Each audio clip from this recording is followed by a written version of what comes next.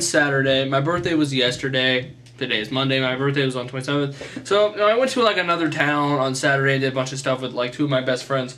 And we saw this movie. Sorry that, like, this review's out late. I try to get them up the weekend they're released so people have time to see them. It's a busy weekend, I got home late that night, and it was my birthday, and, I've just been busy lately. I have a girlfriend now, and, of course that takes up time.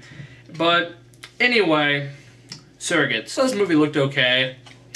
Cool concept. It was intriguing. Looked like it had promise. I was entertained. It definitely wasn't great. It definitely had a lot of flaws.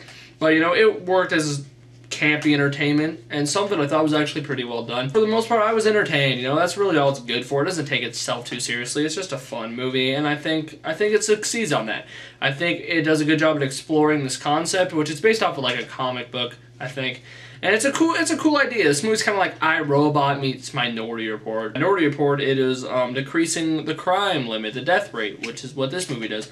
Like, no more deaths because everyone's living through, like, virtual robots. There's lots of really, really interesting stuff here. It's a shame the story doesn't really come together to make something equally interesting as some of the little tidbits, a little taste of something really, really cool. But in the end, I thought the story did manage to become really interesting. But the big problem is there is sudden changes in the character's morality that this feels random. Really, like, all of a sudden, Bruce Willis is, like, against surrogacy.